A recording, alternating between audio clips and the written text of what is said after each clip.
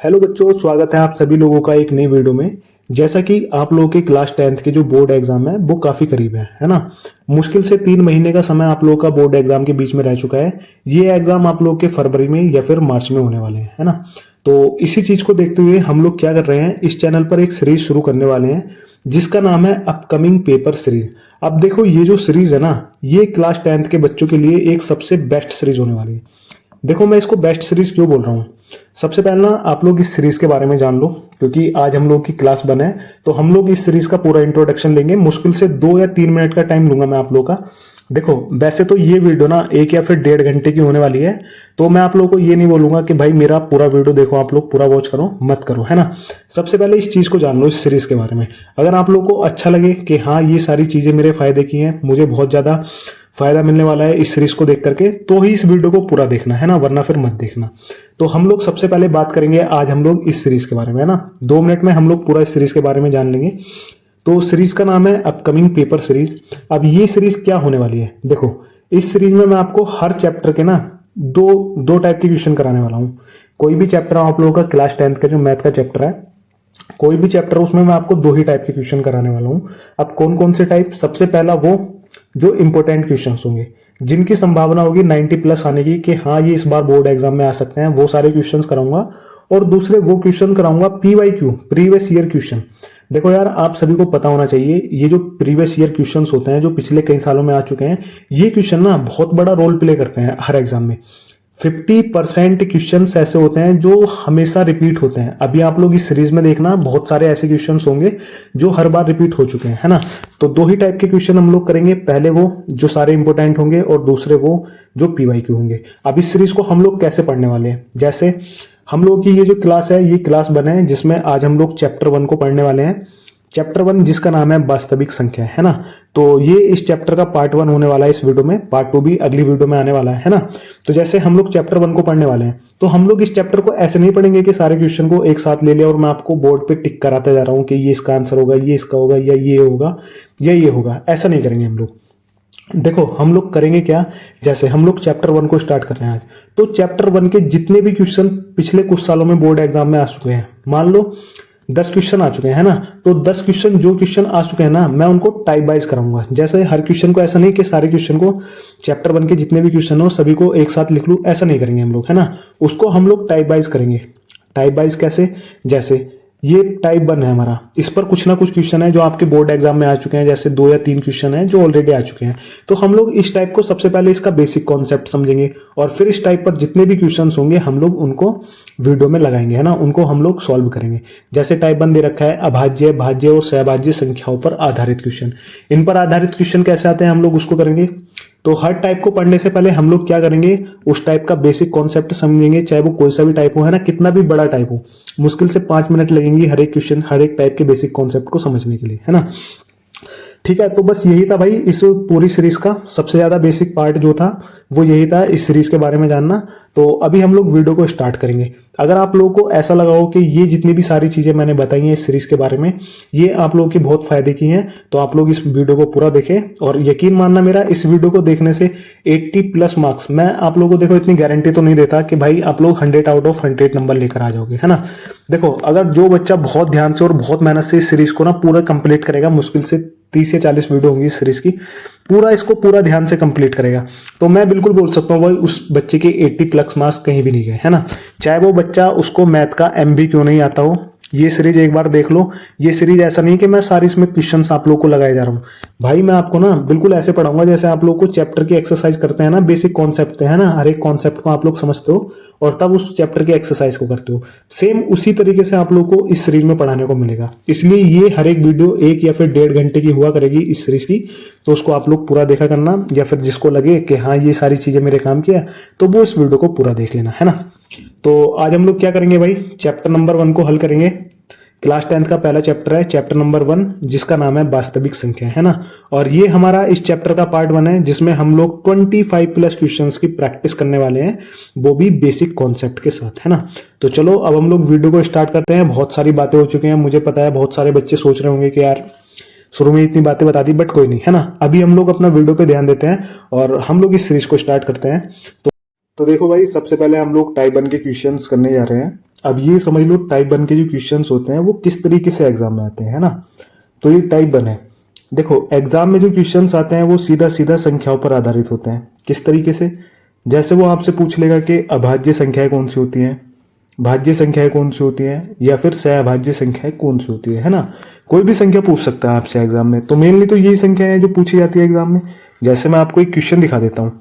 यहाँ पर देखो एक क्वेश्चन है और पहला ही क्वेश्चन है ये इस टाइप का, और ये क्वेश्चन है जो यूपी बोर्ड 22 में भी आया है और 23 में भी आया है ना। अब इस क्वेश्चन में क्या पूछा गया है, देखो क्वेश्चन है हमारा पहला, दी गई संख्याओं में अभाज्य संख्या कौन सी होगी, है ना।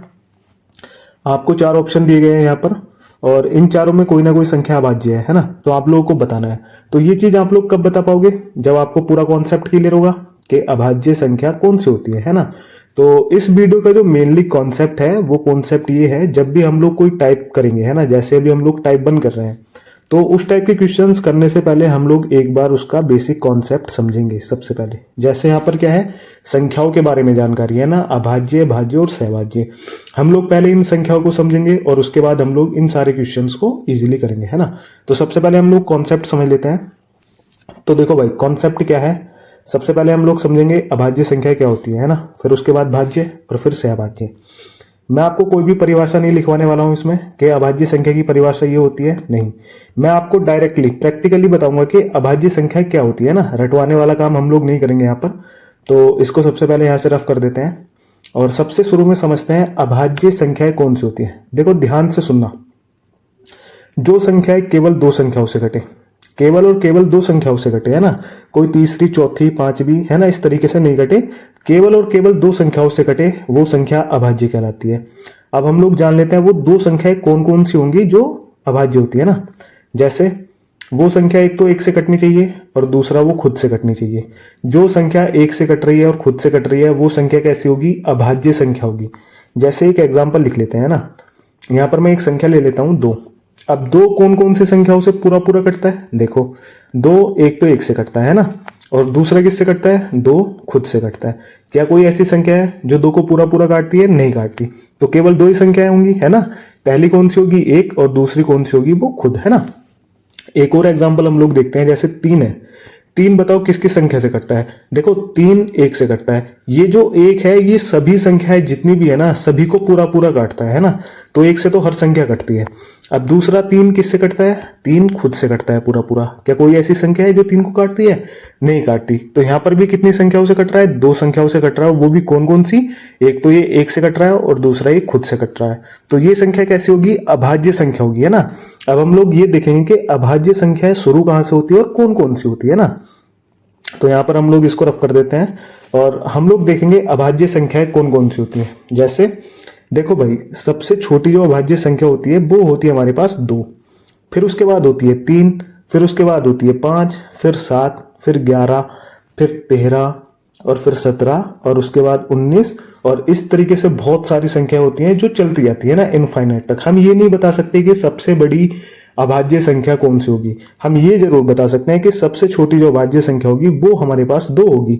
तो 2 से ये संख्या प्रारंभ होती है और ये इनफाइनाइट तक चलती जाती है ना। तो ये सारी कैसी संख्या होंगी? ये सारी वो संख्या होंगी जो 1 से कटेगी और दूसरा ये खुद से कटेगी। तो ये सभी कैसी संख्या कहलाएंगी? हमारे पास अभाज्य संख्या, है ना। अब हम लोग देखते हैं भाज्य संख्या का कॉन्सेप्ट। तो देखो भाई, भाज्य संख्या कौन सी होती है? अभी हमने समझा है बिल्कुल कि अभाज्य संख्या कौन सी होती है? जो संख्या केवल और केवल 2 संख्याओं से कटती है ना। जो संख्या केवल और केवल 2 संख्याओं से कटती है वो संख्या कैसी होगी? अभाज्य। पर भाज्य संख्या क्या होती है? देखो जो संख्या कम से कम, ध्यान रखना क्या बोल रहा हूं मैं, जो संख्या कम से कम 3 संख्याओं से कट रही है ना।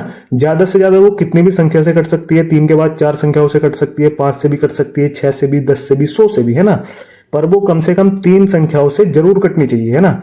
जैसे हम लोग एक एग्जांपल लेते हैं। यहां पर देखो एक संख्या लिखी हुई है मैंने 4। अब 4 बताओ कितनी संख्याओं से कटता है? आप लोग बोलोगे एक तो 1 से कटेगा और दूसरा ये किससे कटेगा? पूरा पूरा 2 से कटता है ना। 2 दूनी 4, और ये तीसरा किससे कटता है? खुद से कटता है 4 से, है ना। तो यानी कितनी संख्या इसको मिलकर के काट रही है? 1, 2 और 3। तो डेफिनेशन क्या बोलते हैं कि जो संख्या कम से कम 3 संख्याओं से कट जाए वो संख्या भाज्य संख्या कहलाती है ना। अब एक एग्जाम्पल और ले लेते हैं। जैसे यहां पर मैंने लिया है 10। तो 10 कितनी संख्याओं से कटता है? देखो एक तो ये 1 से कटेगा दूसरा किससे कटता है, ये 2 से भी पूरा पूरा कटता है, और ये किससे कटता है, ये 5 से भी पूरा पूरा कटता है, और किससे कटता है, और ये खुद से कटता है ना। तो इसका मतलब यहां पर इसको कितनी संख्या काट रही है, 1 2 3 4, है ना। तो इसको 4 संख्या काट रही है, यानी कि 3 से अधिक संख्या काट रही है। तो ये संख्या भी कैसी होगी, भाज्य संख्या होगी, है ना। अब हम लोग देखेंगे भाज्य संख्या शुरू कहां से होती है। तो देखो भाई, सबसे छोटी जो भाज्य संख्या होती है हमारे पास, हम यहां पर लिखेंगे, देखो सबसे छोटी जो भाज्य संख्या होती है वो होती है 4, और उसके बाद होती है 6, फिर 8, फिर 9, फिर 10 और 12 और 14, 15, 16, और इस तरीके से ये संख्या भी इनफाइनाइट तक चलती जाती है ना, इनका कोई एंड नहीं होता। हम लोग ये नहीं बता सकते कि सबसे बड़ी भाज्य संख्या कौन सी होगी, है ना, पर हम लोग ये जरूर बता सकते हैं कि सबसे छोटी जो भाज्य संख्या होगी वो कौन सी होगी, 4, है ना। तो एक बार फिर से इन दोनों संख्याओं को हम लोग रिवाइज कर लेते हैं। देखो, अभाज्य संख्या वो होगी जो केवल 2 संख्याओं से घटेगी, है ना, और भाज्य संख्या वो होगी जो कम से कम तो 3 संख्याओं से घटेगी, वो संख्या भाज्य कहलाएगी, है ना। तो आई होप आप सभी बच्चों को अच्छे से समझ में आ गया होगा कि अभाज्य संख्या कौन सी होती है और भाज्य संख्या कौन सी होती है। अब हम लोग देखेंगे तीसरे नंबर की संख्या जो है हमारे पास सहअभाज्य संख्या, है ना। तो इसके बारे में एक बात बता दूं, ये कोई सिंगल संख्या नहीं होती। सिंगल संख्या कैसे, जैसे ये हमारे पास सिंगल नंबर होते हैं ना, 6 8 9 10, ये संख्या सिंगल नहीं होती, ये संख्या होती है युग्म में, है ना। युग्म में कैसे, जैसे 2 संख्याओं का एक युग्म, है ना, एक से अधिक जो संख्याएं होती है वो युग्म में काउंट होती है। जैसे ऐसी संख्या जो संख्या युग्म में हो, जैसे 2 और 3, और उसके बाद हम लोग एक एग्जांपल वो लिखते हैं 5 और 6, है ना। जो संख्या युग्म में हो, एक तो ये बात हो गई, और दूसरी बात जिसमें केवल एक कॉमन हो, केवल और केवल एक कॉमन हो, है ना। केवल और केवल ये दोनों संख्या 1 से भाग जानी चाहिए, बाकी और किसी संख्या से भाग जानी नहीं चाहिए। जैसे 2 क्या है, 2 केवल 1 से भाग जाता है और 3 भी केवल 1 से भाग जाता है। कोई ऐसी संख्या है जो दोनों को मिलकर काटती है, नहीं काटती। अब मैं एक एग्जांपल लिख देता हूं आप लोगों के सामने, यहां पर लिखा है मैंने 2 और 6।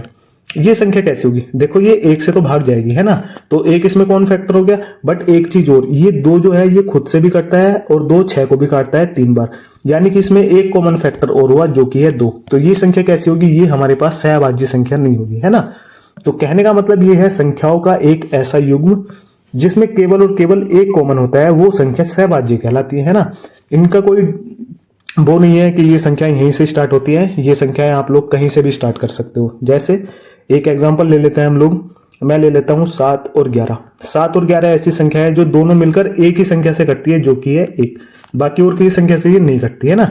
और भी आप लोग बहुत सारे एग्जांपल ले सकते हो, जैसे आप लोग अभाज्य संख्याएं लिख सकते हो उसमें एक साथ मिलकर के, जैसे 13 और 17, है ना। ये संख्याएं दोनों किससे डिवाइड होती है, केवल और केवल 1 से कटती है। क्या कोई ऐसी संख्या है जो इनको और काट सकती है दोनों को एक साथ, नहीं काट सकती, है ना। तो ये संख्या हमारे पास कैसी होती है, सहअभाज्य संख्या होती है। अब कॉन्सेप्ट आप लोग समझ गए हो, अब हम लोग कॉन्सेप्ट जो होता है वो आप लोग समझ गए हो। अब हम लोग क्या करेंगे, इस कॉन्सेप्ट पर जो आधारित क्वेश्चन होते हैं टाइप बन के, उनको लगाएंगे, है ना। तो भाई पहला क्वेश्चन देखेंगे, यहाँ पर ये पहला क्वेश्चन है, और ये क्वेश्चन जो है ये यूपी बोर्ड एग्जाम 22 में भी आया है और 23 में भी आया है, लगातार 2 साल में आया है ना। तो देखो कैसे करेंगे हम लोग इसको। क्वेश्चन में क्या बोला है उसको देखेंगे। क्वेश्चन में बोला है कि दी गई संख्याओं में अभाज्य संख्या कौन सी होगी। मैंने आप लोगों को कॉन्सेप्ट समझा दिया। अभाज्य संख्या वो होती है जो केवल 1 से कटती है और वो खुद से कटती है ना। तो इसमें देखेंगे हम लोग कौन सी संख्या है अभाज्य। देखो हाँ, एक चीज और बता दूं आप लोगों को, हमारे पास 1 जो होता है ना, वो केवल और केवल 1 से ही कटता है, बाकी और किसी संख्या से वो नहीं कटता। तो अगर ये एक भाज्य होना चाहिए था तो कम से कम 3 संख्याओं से कट रहा है, जो कि हमारे पास नहीं कटता है एक। और अगर ये अभाज्य संख्या होती है तो ये कम से कम दो, केवल और केवल 2 संख्याओं से कटनी चाहिए थी, जो कि ये हमारे पास यहाँ पर 1 संख्या से कट रही है। तो 1 का मतलब क्या है, ना तो ये एक अभाज्य संख्या है और ना ही ये एक भाज्य संख्या है ना। तो इसको हम लोग ना तो भाज्य में काउंट करते हैं और ना ही भाज्य में। तो हमारा जो ऑप्शन बना है वो तो हमारा वैसे ही एलिमिनेट हो जाएगा, है ना। 0 हमारा ना तो भाज्य होता है ना भाज्य। अब यहाँ पर 1 जो है, 1 कैसा नंबर है, ना तो ये भाज्य है और ना ही ये भाज्य है। अब ये जो 8 है, 8 क्या है, 1 से भी कटता है, 2 से भी कटता है, 4 से भी कटता है और 8 से भी। तो ये भी हमारा भाज्य नहीं होगा। तो हमारा जो ऑप्शन होगा वो ऑप्शन नंबर 2 होगा, जो कि है 2, है ना। 2 कैसी संख्या है, एक अभाज्य संख्या है जो केवल खुद से और 1 से कटती है ना। अब हम लोग अगला क्वेश्चन देखते हैं। अगला क्वेश्चन क्या बोल रहा है, देखो भाई, इस टाइप का दूसरा क्वेश्चन है। और दूसरा क्वेश्चन में क्या बोला है कि निम्नलिखित में से कौन सा सहअभाज्य संख्याओं का एक युग्म है ना। सहअभाज्य संख्या कौन सी होती है, जो केवल 1 से कटती है। दोनों नंबर जो होंगे वो केवल 1 से कटने चाहिए, तब वो सहअभाज्य होते हैं ना। जैसे ऑप्शन नंबर 1 है हमारे पास 18 और 25, देखो 18 और 25 में क्या कॉमन है, केवल इसमें एक कॉमन है 18 में, है ना। मैं आपको ऐसे लिख करके दिखा देता हूँ। देखो 18 को कैसे लिख सकते हैं हम लोग, 1 गुणा 2 गुणा 9, है ना। और 25 को हम लोग कैसे लिख सकते हैं, 1 गुणा 5 गुणा 5, 5 पंजे 25 और 9 दूनी 18। तो ये अभी भी 18 है और ये अभी भी 25 है ना। तो ये जो है एक यहाँ पर भी कॉमन है और एक ये यहाँ पर भी कॉमन है ना। बाकी और कोई संख्या कॉमन नहीं है। तो ये संख्या कैसी होगी, एक अभाज्य, ये संख्या एक सहअभाज्य संख्या होगी, है ना। तो हमारा जो ऑप्शन 1 है 18 और 25, यही हमारा राइट आंसर हो जाएगा। वैसे हम लोग इन ऑप्शन को भी चेक कर सकते थे, बट कोई नहीं, हमारा ऑप्शन नंबर 1 है जो कि राइट आंसर है ना। जैसे मैं यहाँ पर ऑप्शन नंबर 2 को लेता हूं, मान लो मैंने 5 और 15 लिया। देखो इसको मैं कैसे लिख सकता हूं, 1 गुणा 5। 15 को कैसे लिख सकता हूं, 1 गुणा 3 गुणा 5। तो एक यहां पर भी है, एक यहां पर भी है, 5 यहां पर भी है, 5 यहां पर भी, यानी कि एक के अलावा यहां पर 5 भी कॉमन है। तो ये हमारी कैसी संख्या होगी, सहअभाज्य संख्या नहीं होगी, है ना। तो इन ऑप्शन को हम लोग काट देंगे। ऑप्शन नंबर 1 जो होगा वो हमारा राइट आंसर होगा, है ना। अब हम लोग अगला क्वेश्चन देखते हैं। देखो सहअभाज्य संख्याओं पर आधारित क्वेश्चन, ये क्वेश्चन आया था सन 2020 में आया था और फिर आया था 24 में। तो कितने साल बाद ये क्वेश्चन रिपीट हो रहा है, 4 साल बाद ये क्वेश्चन रिपीट हो रहा है ना। तो यूपी बोर्ड एग्जाम में सारे क्वेश्चन जो होते हैं वो कुछ क्वेश्चन 70 to 80% क्वेश्चन जो होते हैं 70% से लेके 80% तक क्वेश्चन जो होते हैं भाई वो रिपीट होते हैं। तो जितने भी प्रीवियस ईयर क्वेश्चन है उन पे ज्यादा ध्यान देना चाहिए हमको, है ना। तो इस क्वेश्चन को करते हैं हम लोग। क्या बोला है, निम्नलिखित में से कौन सा सहअभाज्य संख्याओं का एक युग्म है। 4 ऑप्शन फिर से दे रखे हैं यहाँ पर, आपको बताना है कि कौन सा सहअभाज्य संख्याओं का युग्म है ना। तो हम लोग एक एक ऑप्शन को चेक करते हैं। देखो पहला ऑप्शन दे रखा है 14 और 35। मुझे पता है 14 7 से कटता है और 35 भी 7 से कटता है, तो ये ऑप्शन हमारा एलिमिनेट हो जाएगा, है ना। केवल और केवल ये 1 से कटनी चाहिए थी दोनों संख्या एक साथ, है ना। और ये संख्या किससे कट रही है, 7 से भी कट रही है, तो ये ऑप्शन हमारा नहीं होगा। हम लोग दूसरे ऑप्शन को देखते हैं। दूसरा ऑप्शन है 31 और 93। देखो 31 ये 1 से कटता है और ये भी 1 से कटता है ना, पर ये जो 31 है ये खुद से भी कटता है और जो 93 है उसको भी 31 काटता है। 31 दिया होता है 93, है ना। तो इसका मतलब ये भी हमारा ऑप्शन नहीं होगा, क्योंकि 93 जो 31 से भी कट रहा है, पर कंडीशन क्या थी कि ये संख्या केवल और केवल 1 से कटनी चाहिए थी, तब ये सहअभाज्य संख्या होती है ना। ऑप्शन नंबर 3 है जो कि पिछले क्वेश्चन के जैसा ऑप्शन है, तो इसको आप लोग इजीली कर सकते हो। 18 और 25 ये केवल 1 से कटता है और ये भी 1 से, है ना। इसको और कोई संख्या काट नहीं सकती, तो ऑप्शन नंबर जो 3 होगा वो हमारा राइट आंसर होगा, है ना। तो ऑप्शन नंबर 4 को हम लोग काट देंगे, है ना। तो देखो भाई यही क्वेश्चन थे जो टाइप 1 के क्वेश्चन थे। टाइप 1 के जो क्वेश्चन थे वो केवल 3 क्वेश्चन कराए हैं जो कि प्रीवियस ईयर में आप लोग के रिपीट हुए, है ना। अब हम लोग करेंगे टाइप 2 के क्वेश्चंस। तो टाइप 2 के क्वेश्चन किस तरीके से आते हैं, सबसे पहले हम लोग उसको समझेंगे। देखो टाइप 2 के जो क्वेश्चंस होते हैं वो सीधा सीधा अभाज्य गुणनखंड पर आधारित प्रश्न होते हैं। अभाज्य गुणनखंड पर कैसे होते हैं, तो हम लोग इसको क्वेश्चन की सहायता से समझेंगे। तो टाइप 2 का हम लोग पहला क्वेश्चन करेंगे। देखो पहला ही क्वेश्चन है और ये क्वेश्चन सन 2023 में भी आया था और 25 में भी आया था, है ना। 2 साल बाद रिपीट हुआ है ये क्वेश्चन। तो क्वेश्चन को पढ़ेंगे हम लोग सबसे पहले।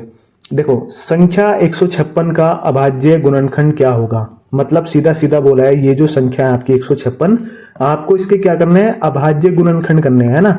गुणनखंड कैसे होने चाहिए, वो होने चाहिए अभाज्य। तो अभाज्य गुणनखंड हम लोग किसी भी संख्या के कैसे करते हैं उसको देखो। यहां पर सबसे पहले हम लोग संख्या को लिखेंगे, है ना। अब हम लोग इस संख्या को किसी भी संख्या से नहीं काट सकते। ऐसा नहीं कि इसको मैं 2 से भी काट दूं, 4 से भी काट दूं, 6 से भी काट दूं या फिर 10 से भी काट दूं, इसमें ऐसा नहीं होता। अभाज्य गुणनखंड का मतलब ये होता है कि वो संख्या केवल और केवल अभाज्य संख्याओं से कटनी चाहिए। जैसे 156 है, हमारे पास अभाज्य संख्या क्या क्या होती है, मैं एक बार लिख देता हूं। जैसे 2 हुआ, 3 हुआ, 5 हुआ, 7 हुआ, 11 हुआ और उसके बाद 13 हुआ, ये हमारी अभाज्य संख्या होती है। तो इस संख्या ये जो नंबर दिया गया है ना 156, इसको केवल और केवल आपको इन्हीं संख्याओं से काटना है ना। तो हम लोग कैसे भाग देंगे इसको, जैसे सबसे छोटी अभाज्य संख्या है सबसे पहले भाग देंगे 2 से। तो 2 से भाग देंगे इसको, कितनी बार जाएगा, 2 सत्ते 14 और 2 अट्ठे 16, है ना। 78 बार ये पूरा जाएगा, है ना। फिर इसके बाद हम लोग देखेंगे कि ये फिर से 2 से भाग जा रहा है ना। अगर जा रहा है तो उसको 2 से भाग देंगे, जैसे ये फिर से 2 से भाग जाएगा। देखो 2 तिया 6 और 2 नम 18, 39 बार जाएगा ये 2 से। अब ये 2 से भाग चला जाएगा, ये 2 से भाग नहीं जाएगा अब, है ना। 2 के पाड़े में 39 नहीं आता। तो हम लोग क्या करेंगे, अगली जो अभाज्य संख्या होगी 2 के बाद हम लोग उसको उससे भाग देंगे, है ना। तो देखो 3 से भाग जा रहा है क्या, नहीं, 3 एकम 3 और 3 क्या होते हैं हमारे पास 9, है ना। अब ये 13 3 से भाग नहीं जाएगा, तो हम लोग क्या करेंगे, जो अगली अभाज्य संख्या होगी उससे ट्राई करके देखेंगे। वैसे तो हमको ये पता है चल रहा है कि ये 13 है, ये एक अभाज्य संख्या है, तो अभाज्य संख्या केवल खुद से भाग होती है ना। तो हम लोग 13 को 13 से भाग देंगे, 13 एकम 13। जब तक हमारे पास 1 नहीं आ जाएगा तब तक हम लोग इस पूरी संख्या को भाग देते रहेंगे, है ना।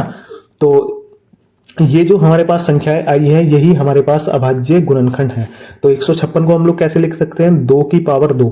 अब 2 की पावर क्यों लिखा, देखो यहाँ पर ये जो 2 है ये 2 बार आ रहा है, जो संख्या जितनी बार आती है उसको हम लोग उतनी पावर के रूप में लिखते हैं। जैसे 2 यहाँ पर 2 बार आ रहा था तो हम लोग ने क्या किया, इसको 2 की पावर 2 लिख दिया, है ना। और फिर से हम लोग गुणा का चिन्ह लगाएंगे और लिखेंगे 3 गुणा 13, है ना। इस तरीके से हम लोग लिख सकते हैं। तो ये क्या हुआ, इस संख्या का अभाज्य गुणनखंड हुआ। तो हम लोग अपने ऑप्शन को मैच करके देखते हैं। देखो पहला ऑप्शन है, इसमें क्या दे रखा है, 2 गुणा 3 गुणा 13, पर हमारे पास 2 की पावर 2 है जो कि यहाँ नहीं है, तो ये ऑप्शन हमारा नहीं होगा, है ना। अगला ऑप्शन देखते हैं, अगले ऑप्शन में क्या दे रखा है, 2 की पावर 2 गुणा 3 गुणा 13। तो ये ऑप्शन हमारा क्या होगा, ये हमारा राइट आंसर हो जाएगा, क्योंकि ये चीज यहाँ पर दे रखी है ऑप्शन नंबर 2 में। तो ऑप्शन नंबर 2 हमारा राइट आंसर हो जाएगा। इस तरीके से हम लोग किसी भी संख्या के अभाज्य गुणनखंड करते हैं, है ना। अब हम लोग इस टाइप का अगला सवाल देखते हैं। देखो भाई, इस टाइप का अगला सवाल है जो कि सन 2024 में आया हुआ है। तो इसको कैसे करेंगे, इस बार हमको क्या दे रखा है, संख्या 140 का अभाज्य गुणनखंड क्या होगा। तो हम लोग कैसे करेंगे किसी भी संख्या के अभाज्य गुणनखंड, सबसे पहले उस संख्या को लिख लेंगे 140, है ना। फिर हम लोग क्या करेंगे, सबसे छोटी अभाज्य संख्या से इसको भाग देंगे जो कि हमारे पास 2। तो 2 से कितनी बार जाएगा, ये 2 सत्ते 14, यानी कि 70 बार पूरा पूरा कटेगा। फिर से इसको 2 से भाग देंगे, 2 से कितनी बार जाएगा, 2 तिया 6 और 2 पंजे 10, 35 दूनी 70 होते हैं, तो 35 बार, है ना। अब देखो क्या ये 2 से भाग जाएगा, नहीं जाएगा। तो हम लोग क्या करेंगे, अगली अभाज्य संख्या जिससे भाग जाएगा। तो ये मुझे पता है ये 5 से पूरा पूरा भाग जाएगा, 5 सत्ते 35, और 7 एक खुद में अभाज्य संख्या, तो 7 खुद से भाग होगी, 7 ही कम 7। तो हम लोग कब तक भाग करेंगे, जब तक कि हमारे पास ये बन ना जाए, है ना। तो हम लोग 140 को कैसे लिखेंगे अभाज्य गुणनखंड के रूप में, 2 की पावर 2 गुणा 5 और गुणा 7, है ना। यहां पर ये 2 बार आ रहा था तो हमने इसको 2 पावर लिख दिया, 2 की पावर 2। जो संख्या जितनी बार आएगी हम लोग उसको उतनी पावर के रूप में लिखेंगे, है ना। तो ये हमारा क्या होगा, आंसर होगा। अब हम लोग अपना ऑप्शन चेक करते हैं। तो पहला ऑप्शन दे रखा है 2, सिंगल 2 दे रखा है, 2 गुणा 5 की पावर 2, तो ये हमारा ऑप्शन आंसर नहीं होगा क्योंकि 2 की पावर 2 है। यहां देखेंगे यहां भी 2 की पावर 2 नहीं है, तो इसको भी हम लोग काट देंगे। और इस ऑप्शन को चेक करते हैं, 2 की पावर 2 गुणा 5 गुणा 7। तो ऑप्शन नंबर 3 जो होगा वो हमारा एक राइट आंसर होगा, है ना। अब हम लोग अगला क्वेश्चन देखते हैं। देखो अगला क्वेश्चन है टाइप 2 का तीसरा क्वेश्चन है, जो कि रिसेंटली पिछले साल आया है, इसी साल मतलब सन 2025 में।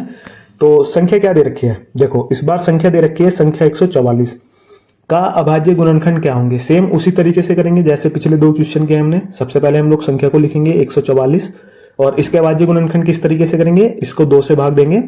2 से कितनी बार जाएगा, 2 सत्ते 14, 2 दूनी 4, है ना। फिर से इसको 2 से भाग देंगे, 2 तिया 6 और 2 छंग कितने होते हैं, 12। फिर से इसको 2 से भाग देंगे, कितनी बार जाएगा, 18 दूनी 36 होते हैं हमारे पास। अब 18 को फिर से 2 से भाग देंगे, कितनी बार जाएगा, 9 से, है ना। तो हम लोग उस संख्या से तब तक भाग देंगे जब तक वो उससे कटना बंद ना हो जाए, है ना। जैसे 2 से यहाँ कटना बंद हो गया ये 9, तो 9 किससे कटेगा, अब 3 से कटेगा। 3 पे कितने होते हैं, 9। अब 3 खुद से कटेगा, 3 ही कम 3। तो जब तक 1 ना जाए हम लोग तब तक भाग देते हैं। तो इसको हम लोग अभाज्य गुणनखंड के रूप में कैसे लिखेंगे, 144 को इस तरीके से लिखेंगे हम लोग। सबसे पहले यहाँ देखो 2 कितनी बार आ रहा है, यहाँ पर 1 2 3 4 बार आ रहा है, तो हम लोग इसको लिखेंगे 2 की पावर 4। तो इसको लिखेंगे 2 की पावर 4 गुना, यहाँ पर देखो 3 कितनी बार आ रहा है, 1 2, तो इसको लिखेंगे 3 की पावर 2। तो ये हमारा क्या होगा, ये हमारा राइट आंसर होगा, है ना। हम लोग अपना ऑप्शन चेक करते हैं। देखो पहला ऑप्शन दे रखा है 2 की पावर 4 गुना 3 की पावर 2, इसका मतलब ऑप्शन नंबर 1 जो है वो राइट आंसर है ना। बाकी ऑप्शन हमारे गलत हैं, आप लोग चेक कर सकते हो, तीनों ऑप्शन ये सारे गलत हैं। अब हम लोग अपना अगला क्वेश्चन करते हैं इसी टाइप का। भाई अगले क्वेश्चन में क्या कह रहा है, देखो ये क्वेश्चन था यूपी बोर्ड 22 में भी आया था और 23 में भी, है ना। लगातार रिपीट हुआ है ये 2 साल में। तो क्वेश्चन में क्या बोला है, देखो इस क्वेश्चन को ध्यान से पढ़ो। बोला है कि संख्या 144 के अभाज्य गुणनखंड में अभाज्य गुणनखंडों की घातों का योग कितना होगा। संख्या पिछले क्वेश्चन के जैसी हमारे पास है ना, पिछले क्वेश्चन में भी 144 थी, तो हमें पता है कि इसके अभाज्य गुणनखंड क्या होंगे, 2 की पावर 4 गुना 3 की पावर 2। तो मैं ज्यादा टाइम वेस्ट नहीं करूंगा, मैं सीधा 144 के गुणनखंड लिखूंगा, 2 की पावर 4 गुणा 3 की पावर 2। अब ये क्वेश्चन पिछले क्वेश्चन से किस तरीके से लगा वो देखो। क्वेश्चन में बोला था कि 144 के अभाज्य गुणनखंड में अभाज्य गुणनखंडों की घात का योग, मतलब ये जो अभाज्य गुणनखंड है 2 और 3, इनकी जो घात है इनका योग बताना है। योग मतलब जोड़, है ना। तो हम लोग क्या करेंगे, 2 की पावर कितनी दे रखी है, 4, 3 की पावर दे रखी है 2, तो इनका योग कितना होगा, 6 होगा, है ना। तो 6 जो होगा वो हमारा आंसर हो जाएगा। देखो पहला ऑप्शन है गलत है, 3 नहीं है, 4 नहीं है, 5 नहीं है, हमारे पास कितना है, 6। तो 6 इसका क्या होगा, राइट आंसर होगा, है ना। अब हम लोग अगला क्वेश्चन देखते हैं। देखो भाई ये टाइप 2 के एक नए क्वेश्चन थे बस। अब हम लोग टाइप 3 को स्टार्ट करते हैं। टाइप 3 क्या है, तो सबसे पहले हम लोग टाइप 3 को समझेंगे, इसके क्वेश्चंस किस तरीके से आते हैं। तो बोल रहा है कि एचसीएफ और एलसीएम पर आधारित प्रश्न, मतलब इस बार जो आप क्वेश्चन करोगे इस टाइप के, उसमें आपको एलसीएम निकालना है और फिर एचसीएफ निकालना है ना। तो ये मैं आपको समझाऊंगा। तो देखो भाई क्वेश्चन को पढ़ लेते हैं। और ये क्वेश्चन था सन 2020 में आया था और 24 में आया था, फिर से 4 साल बाद रिपीट हुआ है ये क्वेश्चन। क्वेश्चन में क्या बोला है कि संख्या 15, 18, 24 का एलसीएम ज्ञात करो। देखो भाई वैसे तो एलसीएम और एचसीएफ जो होता है उसको हम लोग बहुत सारी विधि से निकाल सकते हैं ना, 2, 3, 4 कुछ इतने टाइप्स होते हैं एचसीएफ और एलसीएम को निकालने के। पर क्लास 10th में केवल एक ही टाइप है अब, है ना। आप लोग की एनसीईआरटी बुक में केवल और केवल एक ही टाइप है, और वो टाइप भी क्या है, अभाज्य गुणनखंड विधि द्वारा। उस टाइप का जो नाम है, आप लोग जो एचसीएफ एलसीएम ज्ञात करते हो उसको बोलते हैं अभाज्य गुणनखंड विधि द्वारा, है ना। अभाज्य गुणनखंड विधि द्वारा एचसीएफ और एलसीएम निकालना, एचसीएफ और एंड एलसीएम निकालना, है ना। तो ये आपका विधि होती है जो क्लास 10th में आप लोग एचसीएफ और एलसीएम निकालने के लिए प्रयोग करते हो, है ना। तो हम लोग क्या करेंगे, सभी क्वेश्चन इसी विधि से करेंगे क्योंकि क्लास 10th में आपका यही है ना। तो पहला क्वेश्चन है, पहले क्वेश्चन को हम लोग करेंगे। तो यहां पर देखो भाई क्वेश्चन में क्या बोला है। क्वेश्चन में बोला है कि संख्या 15, 18, 24 का एलसीएम ज्ञात करना है, केवल और केवल एलसीएम। अभी एचसीएफ वाले सवाल भी आएंगे तो उनको तब करेंगे हम लोग, है ना। तो एलसीएम कैसे निकालते हो, देखो एलसीएम निकालने के लिए सबसे पहले आप लोग तीनों संख्याओं को इस तरीके से लिख लो, है ना। इस तरीके से लिख ली। अगला काम जो करना है आपको, इन तीनों संख्याओं के अभाज्य गुणनखंड करने हैं, जो कि हम लोग पिछले टाइप में करके आए हैं ना।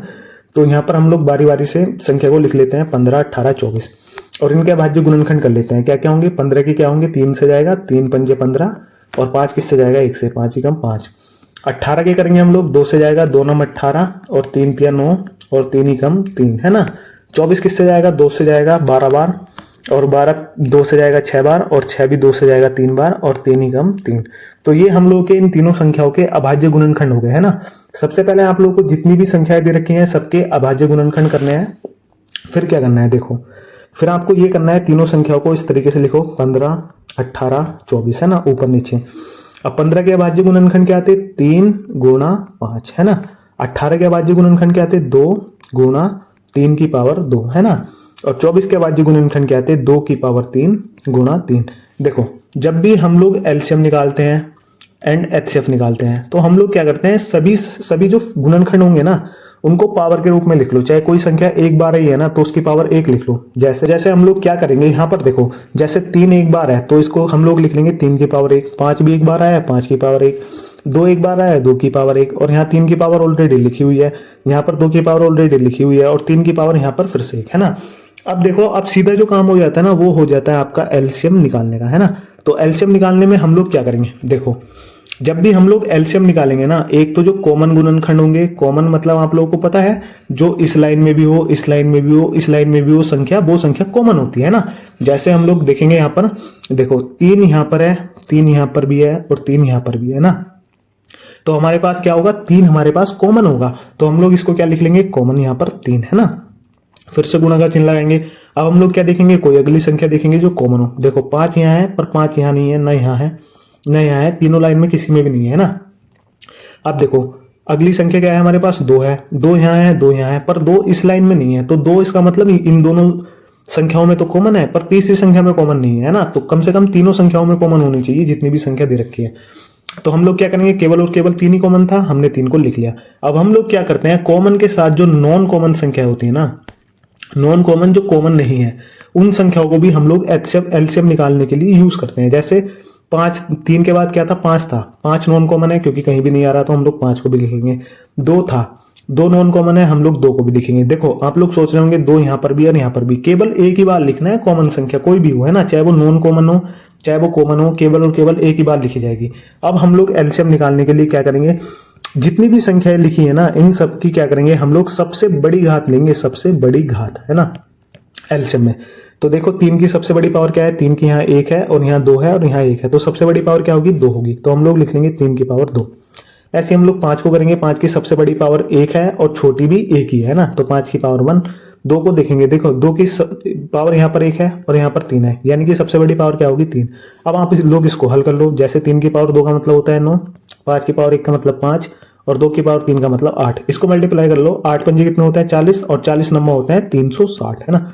तो ये जो संख्या होगी ना 360, ये कहलाएगी आप लोगों का इन तीनों संख्याओं का एलसीएम, है ना। तो ये जो तीन संख्याएं दे रखी थी, इनका एलसीएम जो कहलाएगा वो कहलाएगा 360। तो एलसीएम को हम लोग इस तरीके से निकालते हैं। अब हम लोग देखेंगे एचसीएफ कैसे निकालेंगे हम लोग। तो अगला क्वेश्चन एचसीएफ पर होगा शायद से, हाँ। तो इस टाइप का क्वेश्चन नंबर 2 है और इसमें बोला है कि संख्या 182 और 78 का एचसीएफ निकालिए, है ना। जैसे आप लोगों ने एलसीएम निकाला है अभाज्य गुणनखंड विधि से, सेम उसी तरीके से आप लोग एचसीएफ भी निकाल सकते हो। कैसे देखेंगे, सबसे पहले हमको क्या करना है, सबसे पहले हम लोगों को दोनों संख्याएं लिख लेनी है। क्या क्या दे रखा है, 182 और 78। अब हम लोग क्या करेंगे, इन दोनों संख्याओं के अभाज्य गुणनखंड कर लेंगे, जैसे हम लोग एलसीएम में करते थे, है ना। तो 182 के करेंगे हम लोग, क्या आएंगे देखो, 2 9 18 और 2 एकम 2, 91 बार जाएगा। 91 में जाता है 13 से, 13 7 91, तो ये जाएगा 7 से 13 बार, है ना। और 13 किससे जाएगा, खुद से जाएगा, 13 कम 13। तो 182 के अभाज्य गुणनखंड ये होंगे, है ना। 78 के क्या होंगे, इसको 2 से काटेंगे, 2 3 6 और 2 9 18 और 39 को 3 से काटेंगे, 13 3 39 और इसको 13 कम 13, है ना। अब हम लोग दोनों संख्याओं के यहाँ पर अभाज्य गुणनखंड लिख लेंगे। जैसे यहाँ पर 182 के क्या है, 2 की पावर 1 गुणा 7 की पावर 1 गुणा 13 की पावर 1, है ना। 78 के क्या है, 78 के देखो 2 की पावर 1 गुणा 3 की पावर 1 गुणा 13 की पावर 1। पिछले क्वेश्चन में हमने एलसीएम निकाला था, इस बार क्या निकालना है हमको, एचसीएफ निकालना है ना। तो एचसीएफ कैसे निकालते हैं, देखो एलसीएम में हम लोग क्या करते थे, जो कॉमन संख्या होती थी उनको लेते थे और जो नॉन कॉमन संख्या होती थी उनको भी लेते थे एलसीएम में, है ना। पर एचसीएफ में हम लोग क्या करेंगे, एचसीएफ में केवल और केवल हम लोग जो कॉमन संख्या होती है ना, केवल और केवल उन्हें ही लेते हैं, हम लोग नॉन कॉमन संख्या को नहीं लेते हैं, है ना। तो एचसीएफ में हम लोग क्या करेंगे, जैसे 2 यहाँ पर भी है, 2 यहाँ पर भी है, तो 2 को ले लो, है ना। 7 यहाँ है, 7 यहाँ नहीं है ना, तो 7 को रहने दो। 3 यहाँ है, 3 यहाँ नहीं है, 3 को भी रहने दो। अब देखेंगे 13 यहाँ है, 13 यहाँ है, तो 13 को ले लो, है ना। यहाँ पर ले लिया हमने 13। क्या कोई और संख्या है जो दोनों लाइन में कॉमन हो, नहीं है ना, केवल 2 और 13 थी। अब हम लोग एलसीएम में क्या करते थे, बड़ी पावर को लिखते थे, है ना। बड़ी जो घात होती थी, यहाँ पर हम लोग बड़ी घात को लिखते थे इन संख्याओं की, पर एचसीएफ में हम लोग क्या करेंगे, छोटी घातों को लिखेंगे, छोटी घात, है ना। तो 2 की सबसे छोटी घात क्या है, देखो यहाँ पर भी 1 है और यहाँ पर भी 1 है, यानी कि एक सबसे बड़ी भी है और सबसे छोटी भी है ना। तो 2 की पावर 1 जो होगी वो बड़ी होगी। इसी प्रकार हम लोग 13 में देखेंगे, देखो दोनों जगह पावर सेम है, एक ही है, तो एक पावर बड़ी भी होगी और छोटी भी होगी, तो इसको भी क्या लिखेंगे, छोटी घात 1, है ना।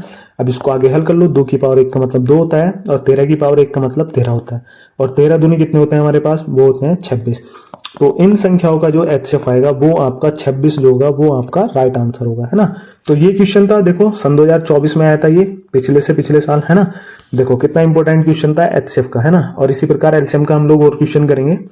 तो भाई ये क्वेश्चन सभी लोगों को समझ में आया होगा, 2 संख्याएं दे रखी थी और एचसीएफ निकालने को बोला था, इस तरीके से हमने इसका एचसीएफ निकाला, है ना।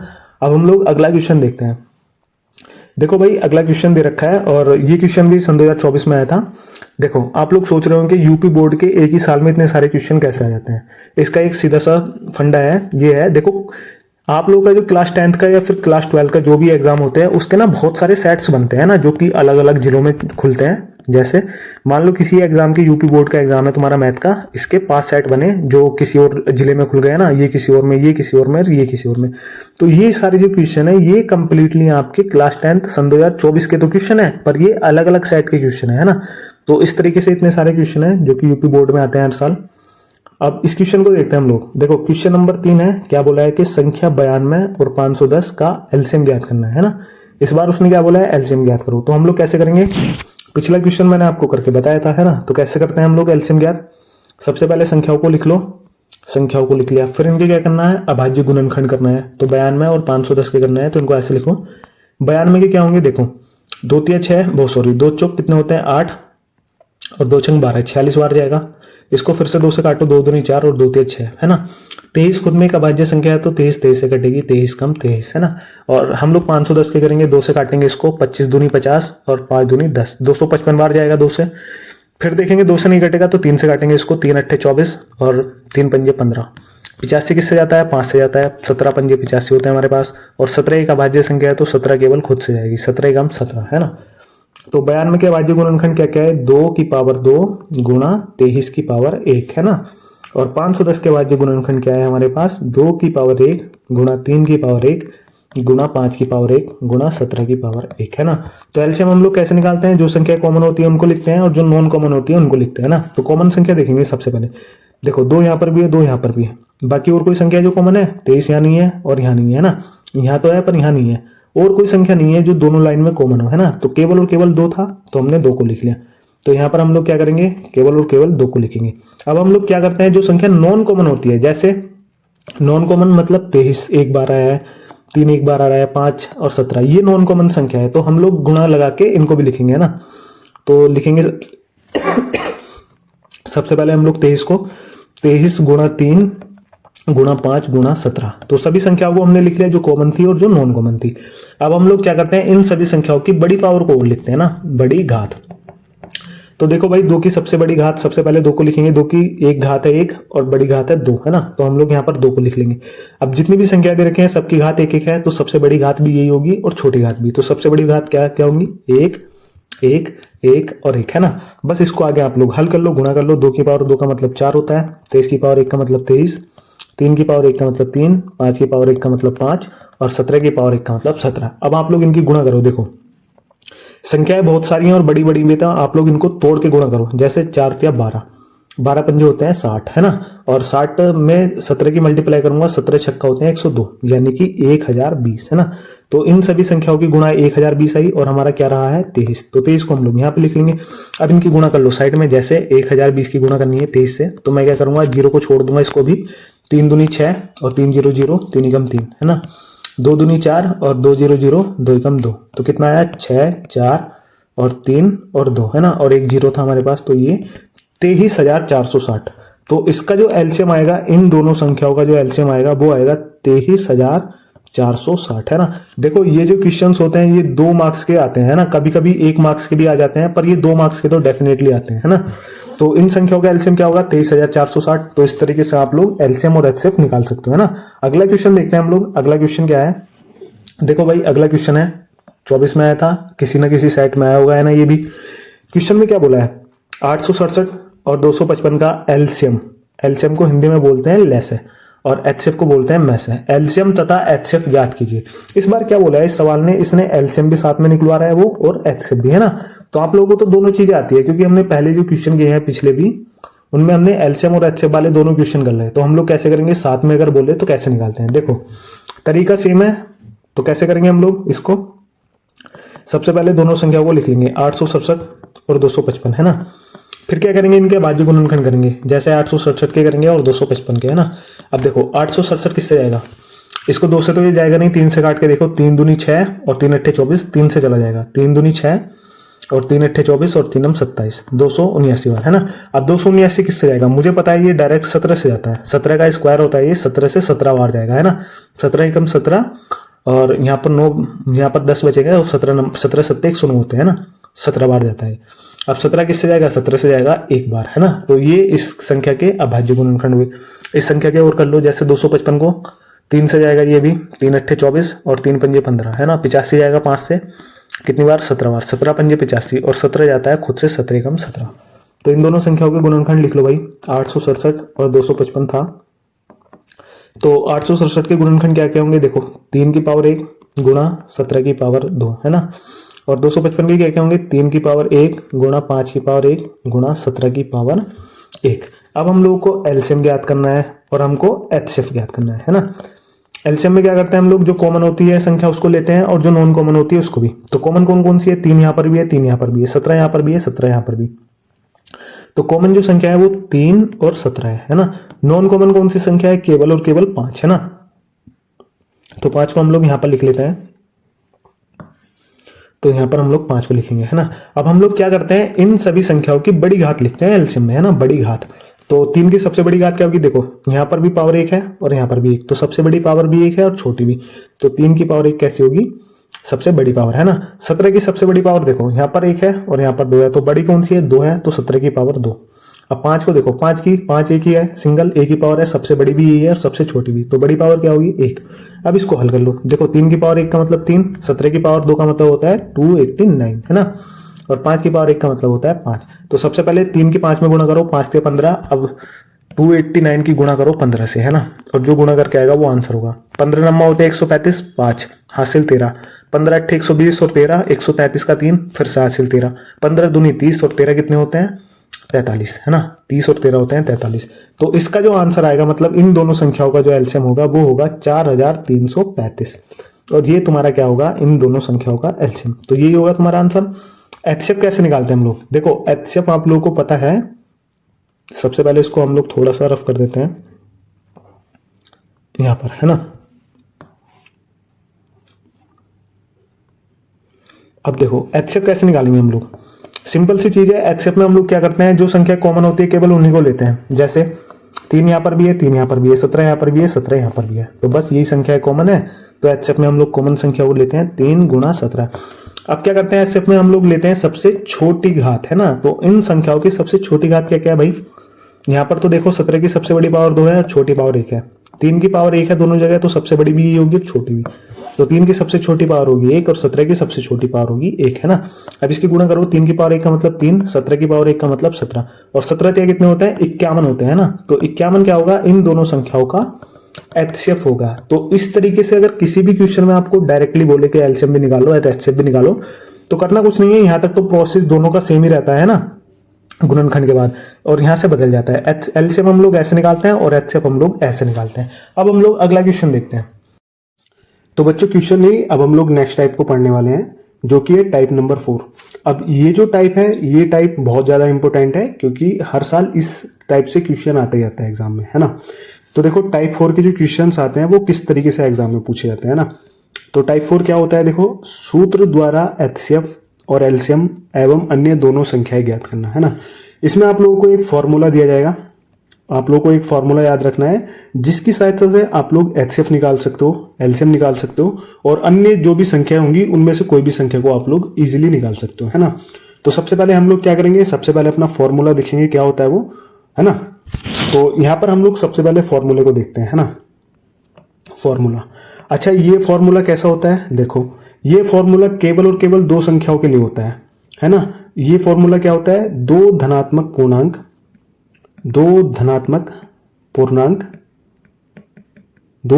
पूर्णांक ए और बी के लिए, है ना।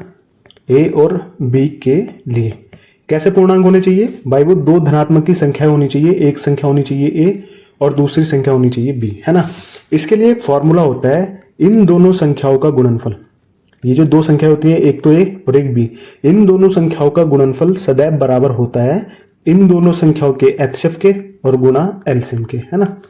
तो फॉर्मूले को हम लोग एक बार फिर से देखते हैं, क्या है, देखो इन दोनों संख्याओं का, ये जो दो संख्याएं होती हैं, इन दोनों संख्याओं का गुणनफल बराबर होता है उन दोनों संख्याओं के एचसीएफ के और उन दोनों संख्याओं के गुणा के एलसीएम के, है ना।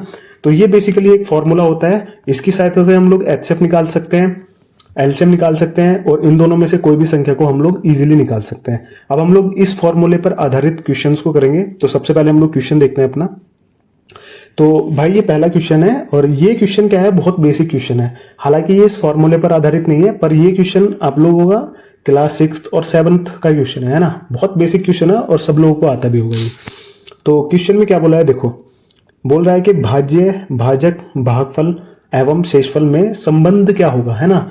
ये पूछा है, ये जो चार चीजें होती हैं, भाज्य, भाजक, भागफल और शेषफल, इनके बीच क्या संबंध होता है ना। तो मैं आपको एक एग्जांपल से समझाता हूं। जैसे मैंने एक एग्जांपल लिया है, मान लो कोई संख्या है 10, इसको भाग देना है तुमको 3 से, है ना। मैं इसको 3 से भाग देता हूं, कितनी बार जाएगा, 3 3 9, और यहां से हम लोग इसको घटाएंगे और यहां पर ये 1 बचेगा, है ना। तो अब हमको ये पता होना चाहिए ये जितनी भी संख्या है इनको क्या क्या कहते हैं। जैसे ये जो संख्या होती है इसको क्या बोलते हैं, ये संख्या होती है इसको क्या बोलते हैं, ये संख्या होती है इसको क्या बोलते हैं, और ये जो संख्या होती है इसको क्या बोलते हैं ना। तो इसका तो सभी को पता होगा, ये वाली जो संख्या होती है इसको बोला जाता है शेष, इसको बोलते हैं हम लोग शेषफल, है ना। और ये जो संख्या होती है हमारे पास, जो हम लोग गुणा करते हैं जिससे, उसको बोलते हैं हम लोग भागफल, है ना, भागफल। और हमारे पास ये एक संख्या होती है जिसको भाग दिया जाता है, देखो जिस संख्या को भाग दिया जाता है उसको बोलते हैं हम लोग भाज्य, है ना। और जिस संख्या से हम लोग इसको भाग दे रहे हैं उसको बोलते हैं हम लोग भाजक, है ना। तो हमेशा ये जो भाज्य होता है ना, जैसे यहाँ पर भाज्य क्या है 10, ये जो भाज्य होता है ये हमेशा बराबर होता है भागफल, भागफल यानी कि 3, और मल्टीप्लाई यानी कि गुणा भागफल के, और जमा यानी कि प्लस शेषफल के, है ना। शेषफल क्या है हमारे पास 1। तो देखो इसको हम लोग हल करेंगे, 3 3 9 और 1 कितना होता है 10। तो इसका मतलब ये है, ये जो भाज्य होता है ना, ये हमेशा बराबर होता है भागफल के, और सॉरी ये भाजक के और भागफल के और शेषफल के बराबर होता है ना। तो यही चीज पूछ रहा था वो आपसे कि इनके बीच क्या संबंध होगा। तो इसके बीच क्या संबंध होता है, देखो पहला ऑप्शन देखो हमेशा, देखो पहले ऑप्शन में क्या बोला है कि भाज्य बराबर होता है शेषफल गुणा भागफल, नहीं शेषफल तो यहाँ आएगा है ना, तो ये हमारा आंसर नहीं हो सकता। दूसरे क्वेश्चन देखेंगे हम लोग, भाजक जो होता है वो क्या भाज्य गुणा भागफल के बराबर होता है, नहीं, हमने हमेशा भाज्य पढ़ा है ना। और तीसरा ऑप्शन देखेंगे हम लोग, तीसरा ऑप्शन में बोला है भाज्य बराबर है भाजक गुणा भागफल और गुणा शेषफल के, तो ये जो ऑप्शन होगा ये हमारा राइट आंसर होगा। ये जो क्वेश्चन था क्वेश्चन नंबर 1, ये यूपी बोर्ड एग्जाम में ऑलरेडी आया हुआ क्वेश्चन है ना, तो इसलिए मैंने आप लोगों को ये क्वेश्चन कराया है। बहुत बेसिक सा क्वेश्चन है, ज्यादा दिमाग इसमें नहीं लगाना था, बहुत छोटी कक्षा का क्वेश्चन था ये, है ना। अब हम लोग अपना अगला क्वेश्चन देखते हैं। देखो अगला क्वेश्चन है, अब ये जितने भी क्वेश्चन होंगे ये इसी टाइप पर आधारित होंगे, है ना, जो हम लोग टाइप पढ़ रहे हैं 4 टाइप, इस पर आधारित क्वेश्चन है। तो दूसरा क्वेश्चन बोल रहा है कि किन्हीं दो धनात्मक पूर्णांक ए और बी के लिए क्या होता है ना। यहाँ पर आप लोगों को 4 ऑप्शन दे रखे हैं, आप में से बताना है क्या होता है। तो अभी मैंने आप लोगों को एक चीज समझाई है कि जब भी हमारे पास दो धनात्मक पूर्णांक हो, जैसे ए और बी, तो इन दोनों संख्याओं की गुणाफल हमेशा, मतलब इन दोनों संख्याओं की गुणा हमेशा बराबर होती है इन दोनों संख्याओं के एचसीएफ के और गुणा एलसीएम के, है ना। ये क्वेश्चन भी आप लोगों का पूछा हुआ है यूपी बोर्ड एग्जाम में, है ना।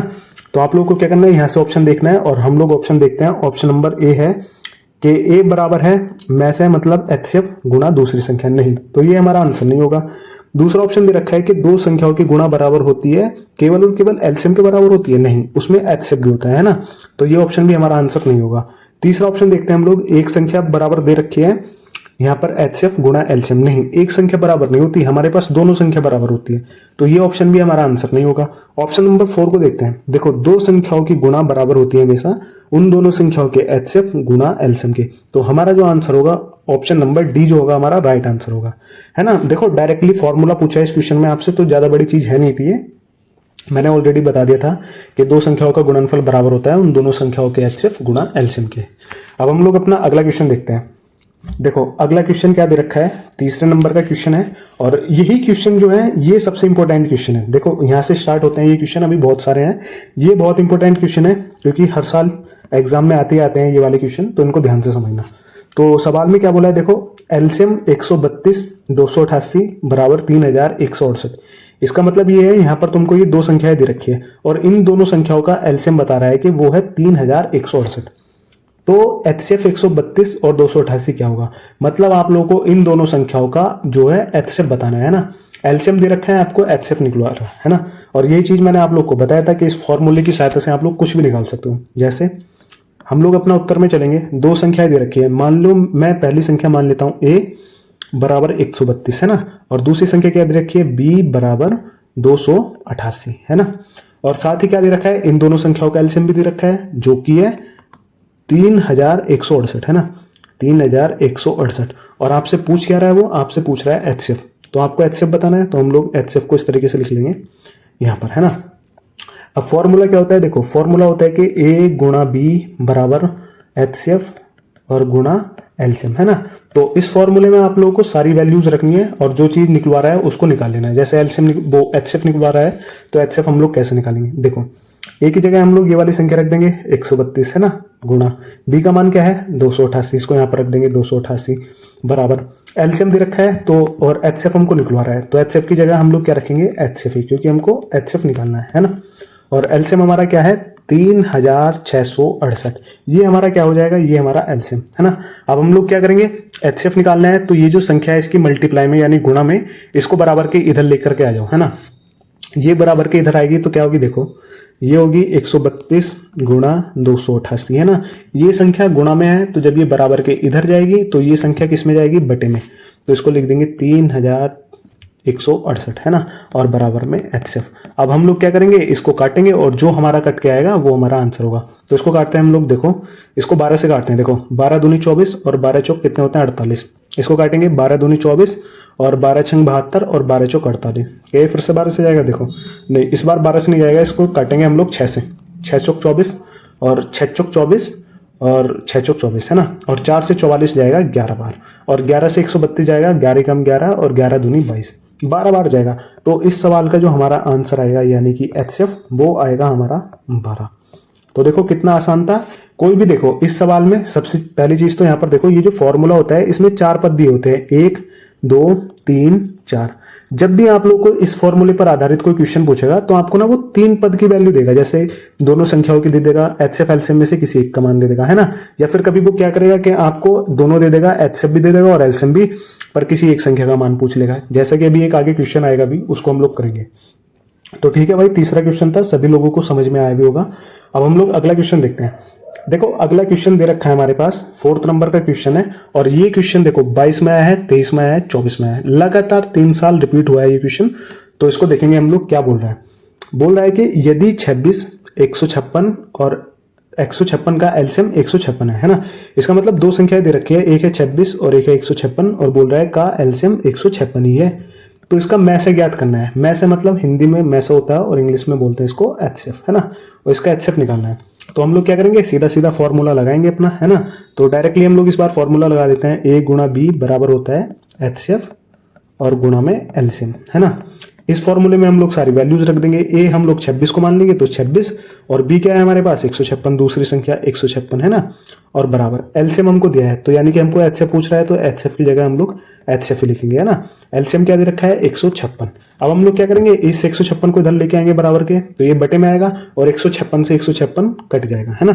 तो डायरेक्टली मैंने इसको यहीं से काट दिया है ताकि एक लाइन लिखनी ना पड़े, और हमारा जो एचसीएफ आएगा वो आएगा फाइनली 26। तो 26 यहां पर ऐसी संख्या होगी जो इन दोनों संख्याओं का एचसीएफ कहलाएगी। तो आप लोग इस तरीके से कर सकते हो डायरेक्टली इसको। अब हम लोग अगला क्वेश्चन देखते हैं। देखो अगला क्वेश्चन कैसे करेंगे हम लोग। अगला क्वेश्चन क्या दे रखा है भाई, नेक्स्ट क्वेश्चन है जो कि यूपी बोर्ड सन 2022 में ऑलरेडी आया हुआ है। इस क्वेश्चन में क्या दिया गया है, देखो 5th नंबर का क्वेश्चन है। इसमें देखेंगे दिया गया है एचसीएफ 306 और 657 बराबर 9। यानी फिर से दो संख्याएं दे रखी हैं, ए और बी, और इन दोनों संख्याओं का क्या दे रखा है, एचसीएफ दे रखा है तुम लोगों को, है ना। और पूछ रहा है तो एलसीएम 306 657 का मान ज्ञात करो। इस बार आपसे एलसीएम का मान निकालवा रहा है ना। तो हम लोग क्या करेंगे, डायरेक्टली हम लोग अपना फॉर्मूला लगाएंगे। फॉर्मूला क्या होता है, ए गुणा बी बराबर एचसीएफ और इनटू में एलसीएम, है ना। तो ए हम लोग क्या मानेंगे, ए को मान लेंगे हम लोग 306, है ना। और बी क्या होगा हमारा, बी होगा 657। ओके, इतनी चीज समझ में आती है। अब हम लोग को क्या बोला है, एलसीएम निकालने को बोला है। तो एचसीएफ का मान कितना दे रखा है, 9 दे रखा है। तो एचसीएफ की जगह हम लोग 9 लिख लेंगे और गुणा में एलसीएम, है ना। अब इसको हम लोग क्या करेंगे, 9 को इधर लेकर के आएंगे और डायरेक्टली एलसीएम का मान निकाल लेंगे। तो 306 गुणा 657, और ये 9 यहाँ पर गुणा में है, तो जब ये बराबर के इधर आएगा तो ये बटे में, और बराबर में एलसीएम, है ना। देखो कोई भी चीज जब गुणा में होती है और जब इसको बराबर के इधर लेकर आते हैं वो बटे में जाती है, और जो चीज अगर बटेगी है जब वो बराबर के उधर जाएगी तो वो गुणा में जाएगी, है ना। सीधा सा फंडा है इसका। तो इसको इससे काटते हैं, देखो 9 से इसको काटेंगे 657 को, 9 सत्ते होते हैं 63, 2 बचा और 9 होते हैं 27, है ना, 73 बार। और 306 और 73 के हम लोग साइड में गुणा कर लेंगे। 306 और 73 की हम लोग गुणा करते हैं, 3 छंग 18 डायरेक्ट लिखेंगे क्योंकि आगे 0 है, और 3 तिया 9, 7 छंग कितने होते हैं 42 डायरेक्ट लिखेंगे इसको भी, और 7 होते हैं 21। अब इसको जोड़ देंगे हम लोग, 8 2 और 1 3, और 9 और 4 13 का 3, हासिल 1 और 1 और 1 2, और यहाँ पर ऑलरेडी 2। तो इसका मतलब जो एलसीएम की जो वैल्यू आएगी ना, इन दोनों संख्याओं का जो एलसीएम आएगा वो आएगा 22,338। ये संख्या क्या कहलाएगी, इन दोनों संख्याओं का एलसीएम, और यही क्या होगा आप लोगों का आंसर, है ना। अब हम लोग अगला क्वेश्चन देखते हैं। देखो अगले क्वेश्चन में क्या बोला गया है, अगला क्वेश्चन 6 नंबर का क्वेश्चन है, इसको देखते हैं हम लोग। ये क्वेश्चन सन 2024 और 25 में आया हुआ है, यानी कि लगातार रिपीट हुआ है ये क्वेश्चन। तो क्वेश्चन में क्या बोला है देखेंगे हम लोग। सेम क्वेश्चन है पिछले क्वेश्चन की तरह, है ना। दिया गया है कि एचसीएफ 99 और 153 बराबर 9, यानी कि दो संख्याएं दे रखी है 99 और 153, और इनका एचसीएफ दे रखा है 9, है ना। तो एलसीएम 99 और 153 का मान ज्ञात करना है। आपको एलसीएम बताना है, कैसे बताएंगे हम लोग इसको। तो हम लोग क्या करेंगे, फॉर्मूला लगाएंगे अपना, ए गुणा बी बराबर होता है एचसीएफ और इंटू एलसीएम के, है ना। तो हम लोग इसको करेंगे, ए की जगह हम लोग क्या लिखेंगे, पहली संख्या 99, तो हम लोग 99 को लिख लेते हैं, और गुणा बी की जगह हम लोग दूसरी संख्या यानी कि 153, है ना। और इनका एचसीएफ क्या दिया हुआ है, एचसीएफ दिया है 9, और इसको हम लोग क्या करेंगे, एलसीएम हमको निकालना है ना। तो ये जो 9 है बराबर के इधर लेकर के आओ, तो ये कितना होगा 99 गुणा 153 और बटे में कितना होगा 9, है ना, और बराबर एलसीएम। इसको 9 से हम लोग 99 को काट सकते हैं डायरेक्टली, 11 बार 9 एकम 9 और 9 एकम 9। अब 11 की गुणा कर दो 153 से, डायरेक्ट करेंगे 11 तिया 33, हासिल 3, 11 पंजे 55 और 3 58, हासिल 5, 11 एकम 11 और 5 16। तो 1683 जो होगा वो कहलाएगा इन दोनों संख्याओं का एलसीएम, और यही क्या होगा तुम लोगों का इस क्वेश्चन का आंसर, है ना। तो बहुत ईजी है। देखो ये जितने भी सवाल हैं फॉर्मूले पर, जितने भी सवाल बेस्ड होते हैं इस तरीके के, ये सवाल बहुत आसान होते हैं, करना कुछ नहीं होता, बस इस फॉर्मूले को याद रखना है। देखो ये फॉर्मूला केवल और केवल 2 ही संख्याओं के लिए लगता है, ऐसा नहीं कि 3 संख्याएं दे रखी हो तो आप लोग अपनी तरफ से यहाँ पर सी लिख लो, है ना। वो 3 संख्याओं के लिए नहीं होता है, केवल और केवल 2 संख्याओं के लिए होता है, ये 3 के लिए नहीं होता। अब हम लोग अपना अगला क्वेश्चन देखते हैं। तो बच्चों अगला क्वेश्चन जो है वो है क्वेश्चन नंबर 7, और ये जो क्वेश्चन था ये यूपी बोर्ड एग्जाम सन 2025 में आया हुआ है, यानी कि इसी साल आया था, है ना। तो क्वेश्चन देखो क्या बोल रहा है, वो बोल रहा है कि 2 संख्या ए और बी का एचसीएफ 5 है, मतलब 2 संख्या है तुम्हारे पास ए और बी, और उनका एचसीएफ बोल रहा है कि 5 है, और उनका एलसीएम जो है वो है 200, है ना। तब ए और बी का गुणनफल क्या होगा, मतलब आपको गुणनफल बताना है। तो आप लोगों को तो ये तो पता ही है, हमारे पास जो फॉर्मूला होता है a इंटू बी बराबर क्या होता है एचसीएफ इंटू एलसीएम, है ना, एचसीएफ इंटू एलसीएम। तो आप लोगों को यहां पर दिख रहा होगा a गुणा बी, ये जो है ये दोनों गुणा में है, तो बस हमको यही तो निकालना है गुणनफल इनका। तो a और b निकालना है, हम लोग a और b ऐसे लिखेंगे, और यहां पर देखेंगे एचसीएफ क्या दे रखा है। देखो एचसीएफ दिया हुआ है 5, तो 5 को हम लोग लिख लेंगे, और एलसीएम क्या दिया हुआ है, एलसीएम दिया हुआ है 200, हम लोग 200 को लिख लेंगे, है ना। अब आपस में इनकी मल्टीप्लाई करेंगे, यानी कि गुणा करेंगे 5 के 200 से, तो कितना आएगा 5 दूनी 10, यानी कि 1000। तो हमारा जो इन दोनों संख्याओं का जो गुणनफल होगा वो होगा 1000। तो हम यहाँ से अपना ऑप्शन देख लेते हैं। देखो ऑप्शन नंबर 1 नहीं है, और ऑप्शन नंबर 2 में लिखा हुआ है 1000, तो ये आप लोगों का आंसर हो जाएगा, है ना। अभी हम लोग अगला क्वेश्चन देखते हैं। देखो भाई अगला क्वेश्चन क्या दे रखा है, क्वेश्चन नंबर 8 है हमारे पास, और ये क्वेश्चन भी सन 2025 में आया हुआ है। तो इस क्वेश्चन में क्या बोला है, देखो 2 संख्याओं के एलसीएम और एचसीएफ क्रम से 168 है और 6 है, मतलब एलसीएम जो है वो है 168 और जो एचसीएफ है वो है 6, है ना। यदि एक संख्या 24 है तो दूसरी संख्या क्या होगी, है ना। आप लोगों को बताना है, आपको एक संख्या का मान दे रखा है यानी कि 24, आपको दूसरी संख्या बतानी है। तो फॉर्मूला हमारे पास क्या होता है कि ए गुणा बी और इक्वल टू कितना होता है एचसीएफ और गुणा एलसीएम, है ना, गुणा एलसीएम। हम लोगों को क्या निकालना है, देखो एक संख्या हमारे पास दे रखी है तो 24 हम लोग मान लेते हैं, हमारे पास ए दे रखा है 24, और गुणा बी हमको निकालना है दूसरी संख्या, तो बी को ऐसे ही लिखेंगे हम लोग।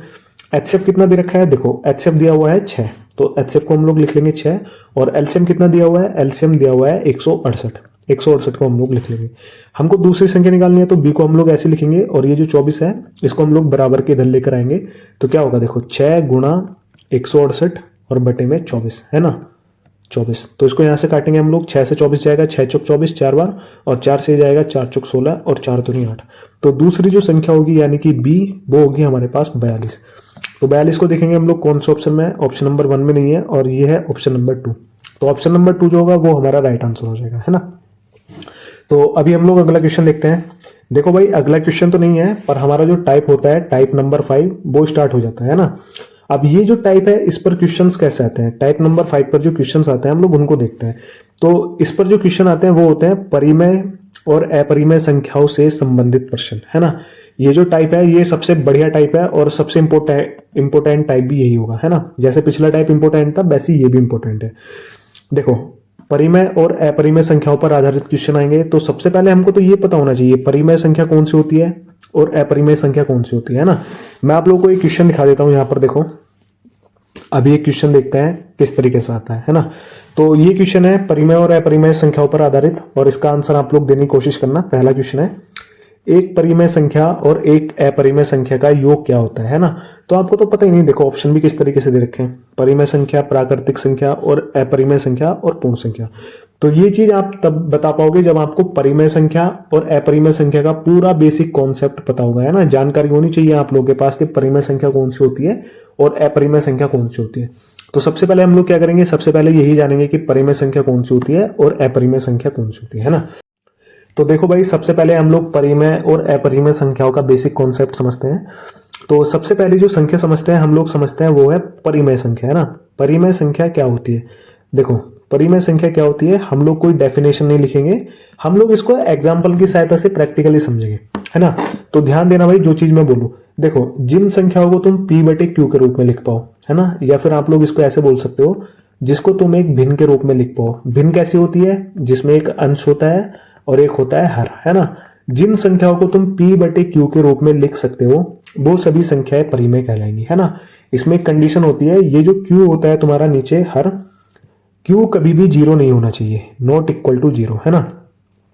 तो q कभी भी तुम्हारा जीरो नहीं होना चाहिए। अगर q जीरो गया, सोचो कोई संख्या लिखी हुई है जैसे 3 है और यहाँ पर इसका हर जो है वो जीरो, तो क्या तुम लोग कभी भी जीरो को 3 से भाग दे पाओगे? नहीं दे पाओगे, है ना। क्यों नहीं दे पाओगे, इसको देखते हैं। देखो जीरो का पाड़ा किस संख्या में पड़े कि 3 आ जाए। आप लोग कितनी भी बड़ी संख्या ले लो, चलो 1000 ले लेता हूं मैं, कितना आएगा, फिर भी जीरो आएगा, है ना। जीरो की जिसमें गुणा करते हैं जीरो जाता है, तो इसका मतलब ये होता है अपरिभाषित। ओके, और इसी को तुम लोग बोलते हो इनफाइनाइट, है ना। तो कभी भी हम लोग किसी भी संख्या को जीरो से भाग नहीं दे सकते, तो इसलिए हम लोग क्या करते हैं, परिमेय संख्याओं का जो हर होता है वो कभी भी हम लोग जीरो नहीं लेते, है ना। अभी हम लोग एग्जाम्पल समझेंगे कि परिमेय संख्याएं कौन सी होती है। जैसे मान लो कोई भिन्न दे रखी है 3/5, तो ये एक परिमेय संख्या है। कोई संख्या दे रखी है प्राकृतिक संख्या जैसे 2 है, क्या एक परिमेय संख्या है? देखो अगर मैं इस संख्या के बटे में 1 लिख लूं तो क्या इस पर कोई फर्क पड़ेगा, है ना, क्योंकि 1 से आप लोग 2 को भाग दोगे तो भी 2 ही आना है, तो यानी कि मैं इसके बटे में 1 लगा सकता हूं। तो ये कैसा रूप हुआ, ये p का रूप और ये q का रूप, तो यानी कि ये भी एक अपरिमेय संख्या, सॉरी ये भी एक परिमेय संख्या होगी, है ना। तो परिमेय संख्या वो होती हैं जो p बटे q के रूप में लिखी जाती है, उनको हम लोग परिमेय संख्या बोलते हैं।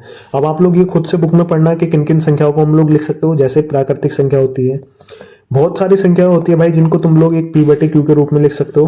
किसी भी संख्या के बटे में 1 लिखो, उससे कोई फर्क नहीं पड़ेगा, वो एक परिमेय संख्या बन जाएगी, है ना। अभी हम लोग देखेंगे अपरिमेय संख्या कौन कौन सी होती है। देखो भाई हम लोग पढ़ते हैं अपरिमेय संख्या, है ना। तो अपरिमेय संख्या किनको बोलते हैं, सबसे पहले उसको देख लेते हैं। देखो भाई आप लोगों ने देखा था परिमेय संख्या वो होती है जिनको p बटे q के रूप में लिख सकते हैं, है ना। पर अपरिमेय संख्या वो होती है जिनको p बटे q के रूप में नहीं लिख सकते, वो संख्या हमारी अपरिमेय कहलाती है ना। तो समझ गए अपरिमेय संख्या कौन सी होंगी, जिनको हम लोग p बटे q के रूप में नहीं लिख सकते, वो अपरिमेय संख्या होती है ना।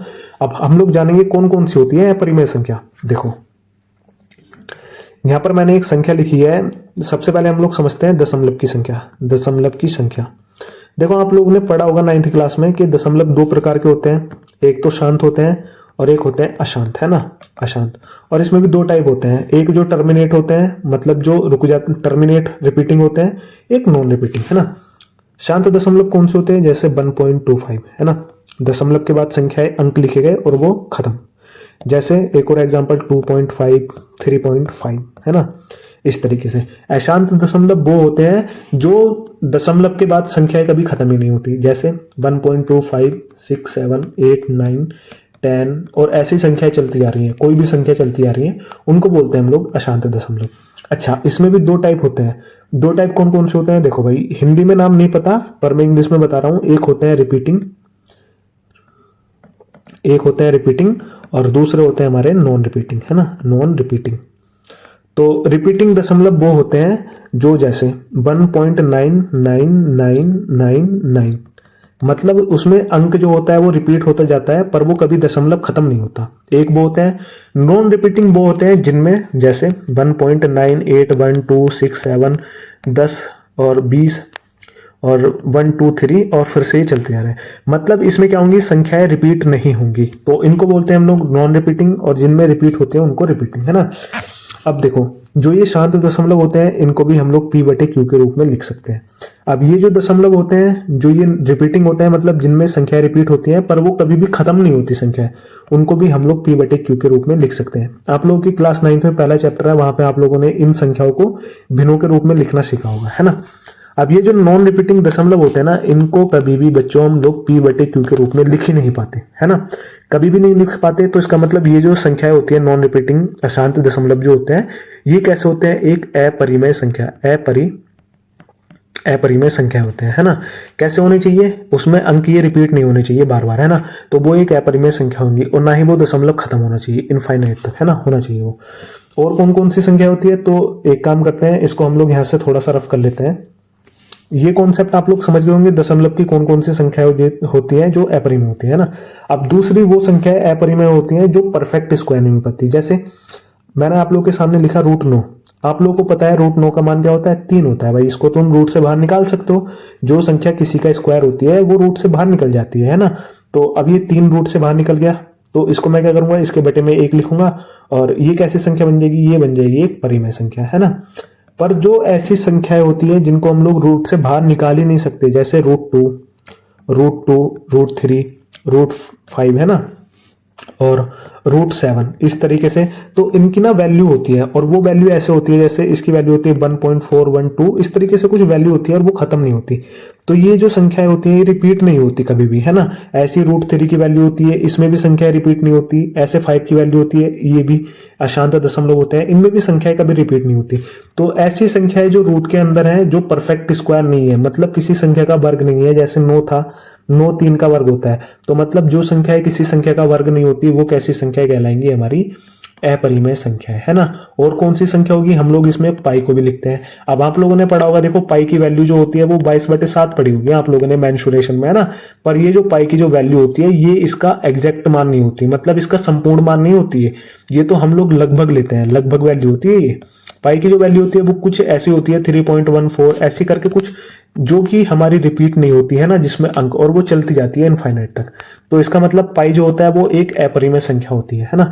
तो दोनों चीजें समझ गए आप लोग, परिमेय संख्या कौन सी होती है और अपरिमेय।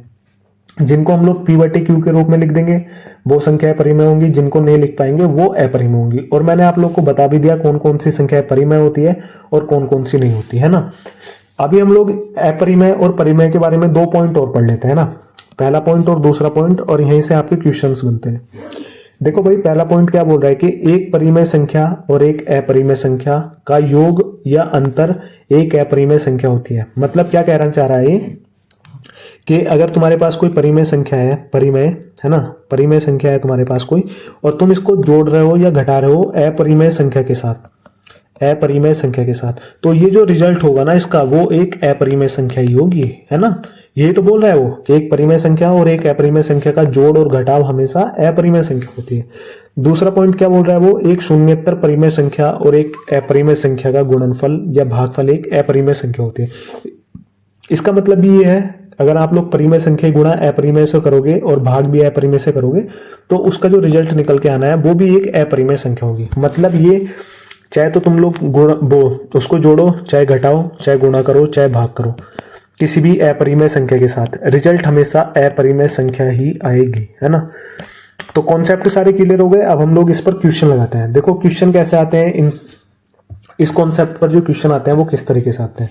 तो देखो भाई, पहला क्वेश्चन है, और ये क्वेश्चन इस बार आया था यूपी बोर्ड एग्जाम सन 2025 में। क्वेश्चन में क्या बोला है कि एक परिमेय संख्या और एक अपरिमेय संख्या का योग क्या होता है। तो अभी आप लोगों को मैंने बताया था कि अपरिमेय संख्या के साथ चाहे तो तुम जोड़ कर लो, चाहे घटाव कर लो, चाहे गुणा कर लो, चाहे भाग कर लो, अपरिमेय संख्या के साथ रिजल्ट जो आएगा हमेशा वो क्या होगा, एक अपरिमेय संख्या ही होगी। तो ये चीज मैंने अभी आप लोगों को समझाई। तो इसका आंसर क्या होगा, परिमेय संख्या होगी? नहीं, परिमेय नहीं होगी। प्राकृतिक होगी? नहीं, वो एक अपरिमेय संख्या होगी। तो ऑप्शन नंबर 3 जो होगा वो आपका राइट आंसर होगा। तो अगला क्वेश्चन देखते हैं भाई हम लोग, दूसरे नंबर का क्वेश्चन है, और क्या बोल रहा है देखो, ये इसमें एक परिमेय संख्या और एक अपरिमेय संख्या का अंतर क्या होता है। तो इसका अंतर क्या होता है, सदैव एक अपरिमेय संख्या होती है। तो इसका जो आंसर होगा वो आंसर नंबर 1 राइट हो जाएगा आप लोगों का, है ना। अभी अगला क्वेश्चन और देखते हैं हम लोग। देखो तीसरे नंबर का क्वेश्चन है, बोर्ड एग्जाम सन 2023 में आया था, और इस क्वेश्चन में क्या बोला है, देखो एक परिमेय संख्या और एक अपरिमेय संख्या का भागफल क्या होता है। तो आप लोग को तो पता है, जोड़ गुणा भाग घटा अपरिमेय संख्या के साथ वो एक अपरिमेय होता है। तो ऑप्शन नंबर 2 जो होगा वो आपका एक राइट आंसर हो जाएगा, है ना। अगला क्वेश्चन देखते हैं। देखो भाई, अगला क्वेश्चन क्या बोल रहा है, क्वेश्चन नंबर 4 है और बोल रहा है कि निम्नलिखित संख्याओं में परिमेय संख्या कौन सी है। यहाँ पर आपको 4 ऑप्शन दे रखे हैं और इनमें से आपको बताना है कि इनमें से परिमेय संख्या कौन सी है। तो देखो भाई, √9 है, ये एक पूरा परफेक्ट स्क्वायर है, मतलब ये 3 का स्क्वायर है, तो इसको मैं बाहर निकाल सकता हूँ, क्या आएगा, 3 ही आएगा। अब 3 के बटे में मैं 1 लगाऊंगा तो ये कैसी संख्या बन गई, p/q का रूप बन गई, और यही तो हमको चाहिए था परिमेय होने के लिए। तो इसका मतलब परिमेय संख्या जो होगी वो √9 होगी। √3 जो होगी वो आपको पता ही है, √3 का मान फिक्स नहीं होता और अशांत दशमलव होता है ना, अशांत दशमलव। तो ये आपका ऑप्शन नहीं होगा और ये भी नहीं होगा, ये भी। ऑप्शन नंबर 1 जो होगा वो आपका राइट आंसर होगा, √9, है ना। ये एक परिमेय संख्या होगी। अगला क्वेश्चन देखते हैं हम लोग। अगला क्वेश्चन क्या बोल रहा है, फिर से बोल रहा है कि परिमेय संख्या होगी, कौन सी होगी भाई परिमेय संख्या। 4 ऑप्शन दिए हैं आप लोगों को, बताना है तो देखो भाई, रूट जो है 2 जो है, इसका मान आप लोगों को तो पता ही है क्या होता है कि 1 पॉइंट करके कुछ होता है, और ये एक अशांत दशमलव होता है, तो रूट 2 नहीं होगी। रूट 3 वो भी आपको बताया था, ये एक परफेक्ट स्क्वायर नहीं है, तो ये भी नहीं होगी। रूट 9 क्या है? रूट 9 को तुम लोग बाहर निकाल सकते हो, क्या होगा? 3 बटे में 1 लगाओ, ये कैसी संख्या होगी? एक परिमेय। तो आंसर नंबर जो होगा वो तुम्हारा 3 जो होगा उत्तर, वो राइट आंसर होगा, है ना। अगला क्वेश्चन देखेंगे हम लोग। अगले क्वेश्चन में क्या बोल रहा है? छठा क्वेश्चन है, निम्नलिखित संख्याओं में अपरिमेय संख्या कौन सी है? ऑप्शन नंबर 4 दे रखे हैं आप लोगों के सामने, है ना, आपको बताना है। देखो भाई, पहला ऑप्शन है रूट 25। रूट 25 क्या है? एक परफेक्ट स्क्वायर है, यानी कि 5 का। रूट 25 का मान क्या होता है? 5। तो ये कैसी संख्या हुई? एक परिमेय संख्या। हमको कैसी बतानी है? अपरिमेय, है ना। ऐसे देखो, रूट इक्यासी लिखा हुआ है, रूट इक्यासी क्या होता है? 9 का वर्ग होता है, तो 9 बटे में 1 लगाएंगे, ये भी एक परिमेय संख्या होगी, है ना। ऑप्शन नंबर 3 दे रखा है 5 बटे 3, और ये पी बटे क्यू का मान है ये, तो ये कैसी संख्या होगी? परिमेय। अब ये ऑप्शन दे रखा है 5 प्लस रूट 2, है ना। आप लोगों को पता है रूट 2 कैसी संख्या है? एक अपरिमेय संख्या है ना, अपरिमेय। और 5 कैसी संख्या है? एक परिमेय संख्या है ना। और आप लोगों को तो ये भी पता है कि जोड़ गुणा भाग अपरिमेय के साथ क्या होता है? एक अपरिमेय। तो यहाँ पर जोड़ है, तो ये कैसी संख्या होगी? एक अपरिमेय संख्या होगी, है ना, अपरिमेय। तो आंसर नंबर जो होगा वो 4th ऑप्शन आपका राइट आंसर होगा, है ना। अगला क्वेश्चन देखते हैं। देखो भाई, 7th नंबर का क्वेश्चन है, और ये क्वेश्चन 24 में आया था और 25 में आया था, लगातार रिपीट हुआ था, तो इंपोर्टेंट क्वेश्चन है। हम लोग इसको देखेंगे। क्या बोल रहा है? निम्नलिखित संख्याओं में कौन सी संख्या एक परिमेय संख्या है ना, आपको बताना है। 4 ऑप्शन दे रखे हैं फिर से, इनमें से कोई ना कोई एक परिमेय संख्या है, वही चीज आपको बतानी है। तो हम लोग क्या करेंगे? सबसे पहले हर एक क्वेश्चन को हल करेंगे, वो सॉरी ऑप्शन को हम लोग हल करेंगे। पहला ऑप्शन दे रखा है 3 रूट 3 बटे रूट 5। सभी को पता है रूट 3 कैसी संख्या है? एक अपरिमेय है। रूट 5 कैसी संख्या है? एक अपरिमेय है। तो ये पूरी संख्या कैसी होगी? एक अपरिमेय, है ना, ये चीज आपको पता है। तो ये संख्या कैसी होगी? अपरिमेय। तो ये हमारा आंसर नहीं होगा। दूसरा देखते हैं, रूट 2 गुणा रूट 7, है ना। इसकी गुणा करेंगे, इसमें कितना आएगा? रूट 14। रूट 14 को क्या हम बाहर निकाल सकते हैं? रूट से 14 को हम रूट से बाहर नहीं निकाल सकते, तो ये कैसी संख्या हुई? ये एक अपरिमेय। तो ये ऑप्शन भी हमारा आंसर नहीं होगा। अगला ऑप्शन दे रखा है रूट 12। रूट 12 भी एक परफेक्ट स्क्वायर नहीं है, 12 को हम लोग रूट से बाहर नहीं निकाल सकते। इसकी जो वैल्यू होती है, जो भी होगी, वो एक अशांत दशमलव होगी, है ना। और कैसा दशमलव? जो कभी रिपीट ही ना हो, नॉन रिपीटिंग, है ना। इनकी जितनी भी ऐसी संख्या होती है रूट के अंदर जिनको हम लोग कभी बाहर नहीं निकाल सकते पूरा, वो संख्या कैसी होती है? अशांत नॉन रिपीटिंग डेसिमल। तो वो संख्या होगी अपरिमेय। तो ये कैसी संख्या हुई? एक अपरिमेय, है ना। ऑप्शन नंबर 4 दे रखा है। देखो यहाँ पर लिखा हुआ है रूट 5 प्लस रूट 7, और मल्टीप्लाई में लिखा हुआ है रूट 5 और माइनस रूट 7, है ना।